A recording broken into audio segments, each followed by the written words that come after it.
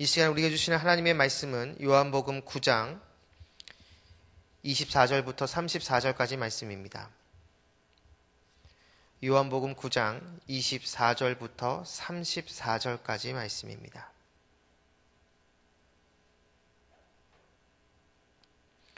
우리 다 같이 한 목소리로 읽도록 하겠습니다. 시작. 이에 그들이 맹인이었던 사람을 두 번째 불러 이르되 너는 하나님께 영광을 돌리라. 우리는 이 사람이 죄인인 줄 아노라. 대답하되 그가 죄인인지 내가 알지 못하나 한 가지 아는 것은 내가 맹인으로 있다가 지금 보는 그것이니이다. 그들이 이르되 그 사람이 내게 무엇을 하였느냐? 어떻게 내 눈을 뜨게 하였느냐? 대답하되 내가 이미 일렀어도 듣지 아니하고 어찌하여 다시 듣고자 하나이까? 당신들도 그의 제자가 되려 하나이까? 그들이 욕하여 이르되 너는 그의 제자이나 우리는 모세의 제자라. 하나님이 모세에게는 말씀하신 줄을 우리가 알거니와 이 사람은 어디서 왔는지 알지 못하노라. 그 사람이 대답하여 이르되 이상하다. 이 사람이 내 눈을 뜨게 하였으되 당신들은 그가 어디서 왔는지 알지 못하는도다. 하나님이 죄인의 말을 듣지 아니하시고 경건하여 그의 뜻대로 행하는 자의 말은 들으시는 줄을 우리가 아나이다. 창세 이후로 맹인으로 난 자의 눈을 뜨게 하였다 함을 듣지 못하였으니 이 사람이 하나님께로부터 오지 아니하였으면 아무 일도 할 수 없으리이다. 그들이 대답하여 이르되 내가 온전히 죄 가운데 나서 우리를 가르치느냐 하고 이에 쫓아내어 보내니라. 아멘. 이 새벽에 오신 여러분에게 주님의 은혜와 평안이 함께하기를 축복합니다. 사탄에 해당하는 이 헬라어 단어가 디아블로스라는 단어입니다. 보통 이 이름의 뜻이 참소자, 회방자라는 뜻인데요. 이 디아블로스, 이 단어는 두 개의 단어가 합쳐진 단어입니다. 디아라는 단어와 블로스라는 단어가 합쳐진 건데, 디아는 무엇을 통하여 또는 가운데라는 뜻이고, 블로스는 던지다라는 뜻입니다. 그러니까 사탄이 하는 일이 뭐냐 이겁니다. 어떤 공동체가 있습니다. 공동체가 있으면 그 공동체, 그 모임 한가운데로 뭔가를 자꾸 던지는 겁니다. 던지면 그 모임, 그 공동체가 어떻게 되죠? 하나가 되지 못합니다. 가운데로 뭐가 있을까 사탄이 던지니까 하나 되지 못하고 쪼개지고 분열되고 나뉘어지게 되죠. 바로 이것이 사탄의 하는 일이라는 겁니다. 분열시키고 파괴시키는 것. 바로 이것이 사탄의 모습인 것이죠. 그렇다면 이 사탄과 반대되는 주님이 하시는 일이 무엇이냐? 하나 되게 하고 회복시키는 것이라고 할 수가 있습니다.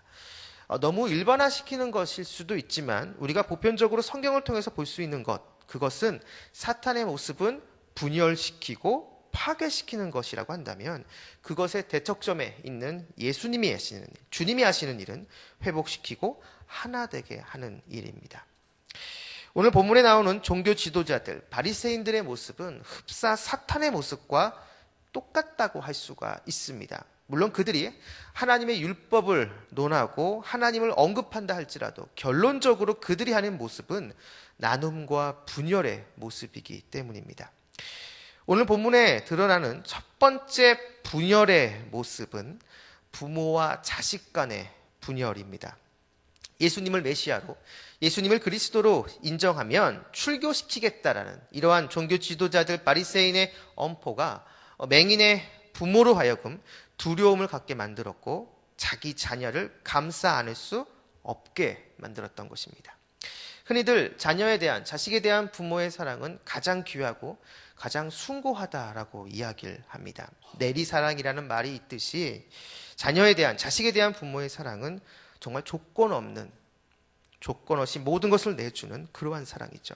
그런데 그렇게 숭고하고 그렇게 귀한 자녀에 대한, 자식에 대한 그 부모의 사랑을 깨트려 버리고 지금 부모가 자녀를 감싸 안을 수 없게 만드는 그러한 모습, 그러한 사회 구조를 만들었다는 겁니다.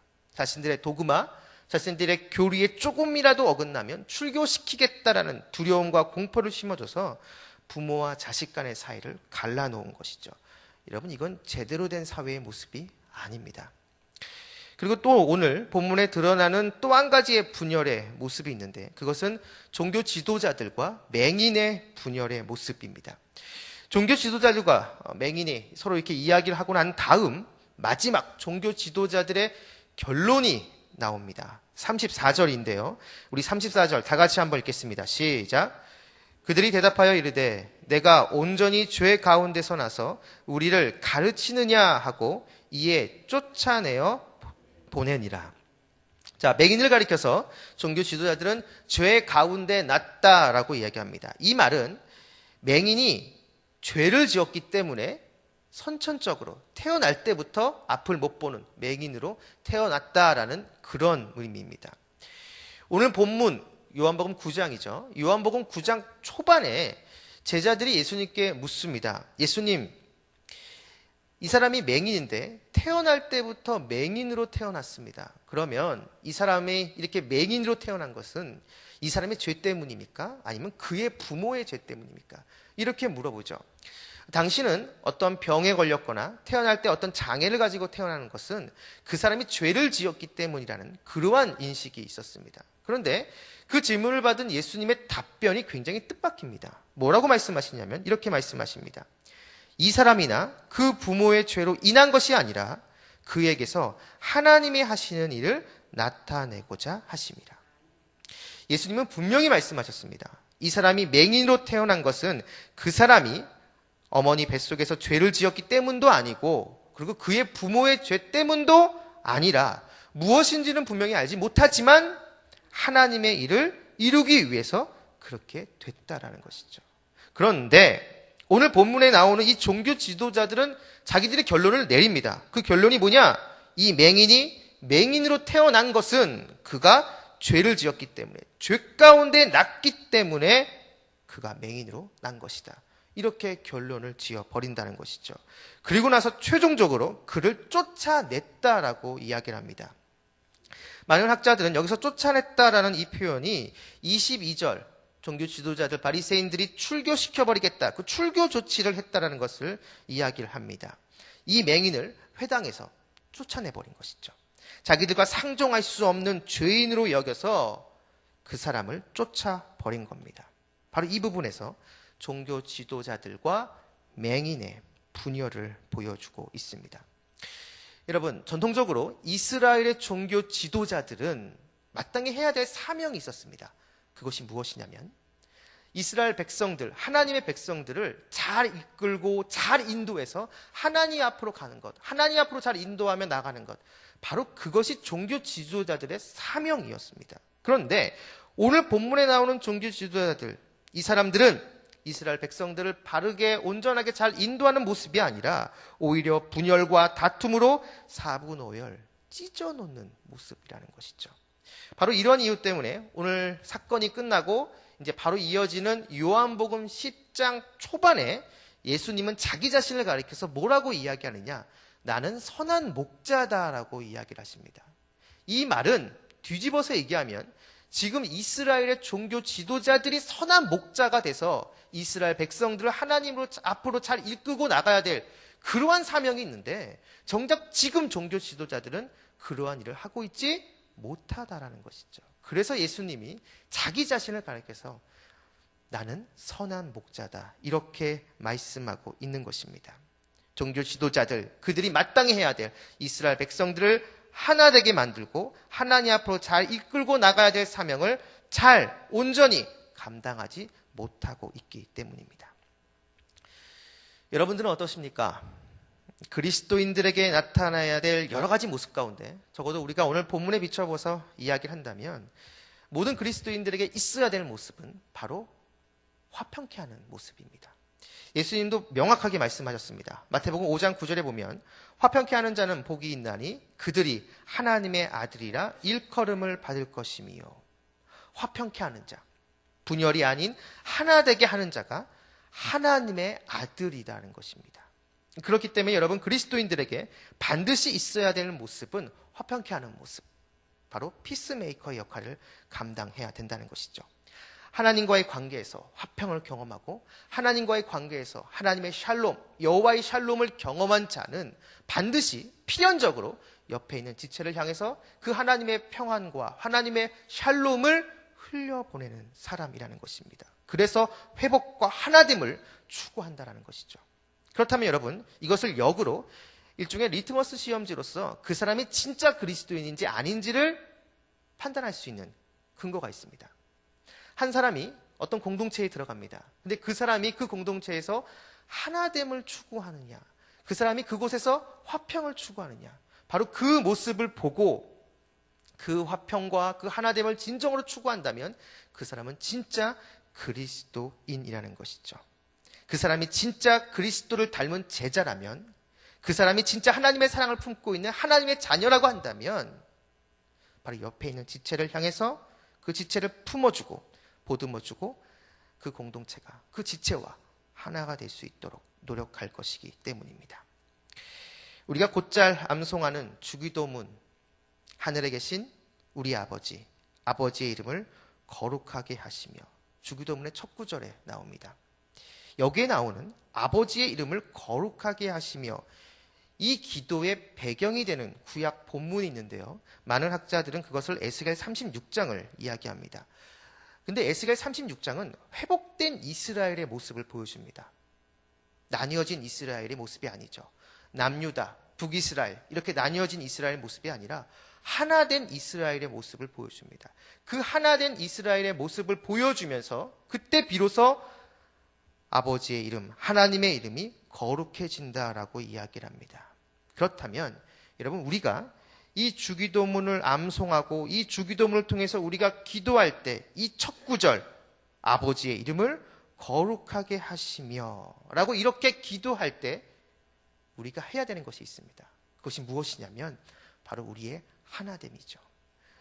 믿는 자, 바로 하나님의 백성, 우리가 진짜 하나가 될 때 하나된 우리를 통해서 비로소 우리가 암송하고 기도하는 하나님의 이름, 바로 아버지의 이름이 거룩해지게 된다는 것입니다. 어떻게요? 우리가 하나가 될 때, 하나님의 백성, 하나님의 자녀인 우리가 주님 안에서, 주님의 이름 안에서 비로소 하나가 될 때, 하나된 우리를 통해서 그때 하나님의 이름이 거룩해진다라는 것입니다. 그렇기 때문에 우리 믿는 자들은 하나됨, 그 하나됨을 추구해야 됩니다. 바라기는 이곳에 계신 여러분 모두가 오늘 이 말씀 기억하시면서 우리를 회복시키시고 우리의 하나됨을 위해서 이 땅에 오신 예수님을 오늘 하루 다시 한번 깊게 묵상하시면서 나의 삶 가운데 주님을 닮은 이러한 모습이 있도록 오늘 하루도 무던히도 노력하며 나아가는 저와 여러분 우리 모두가 되기를 주님의 이름으로 축원합니다. 기도하겠습니다. 참 좋으신 아버지 하나님, 우리의 회복과 하나됨을 위해 이 땅에 오셔서 몸소 우리를 섬겨주신 주님을 닮기 원합니다. 주님의 사랑을 품고 있는 저희를 통해 하나님의 공동체가 하나가 되어 더 올곧게 바르게 나아갈 수 있도록 우리를 사용하여 주시옵소서. 오늘 하루의 첫 시작입니다. 오늘 하루 동안 이곳에 계신 우리 모든 성도님들과 함께 해주셔서 길의 위험과 사람의 위험과 여러 환경의 위험 가운데 우리를 지켜주시며 무엇보다 우리 마음 가운데 우리를 끊임없이 유혹하는 음란과 거짓과 교만과 탐욕의 유혹으로부터 우리를 건져 주시옵소서. 감사드리며 예수님의 이름으로 기도했습니다. 아멘. 오늘 공동기도문은 말씀 삶 공동체입니다. 말씀과 삶이 어우러져야 참된 부흥이 일어나는 것을 믿습니다. 우리 허물과 연약함을 겸허하게 고백하며 말씀을 사모합니다. 진리의 말씀, 성경에 약속된 하나님의 부흥을 기다립니다.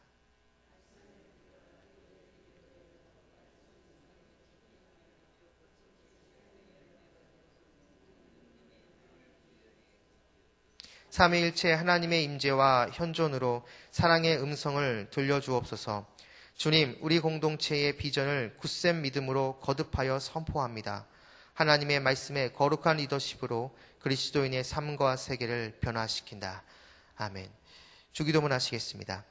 하늘에 계신 우리 아버지, 아버지의 이름을 거룩하게 하시며 아버지의 나라가 오게 하시며 아버지의 뜻이 하늘에서와 같이 땅에서도 이루어지게 하소서. 오늘 우리에게 일용할 양식을 주시고 우리가 우리에게 잘못한 사람을 용서하여 준 것 같이 우리 죄를 용서하여 주시고 우리를 시험에 빠지지 않게 하시고 악에서 구하소서.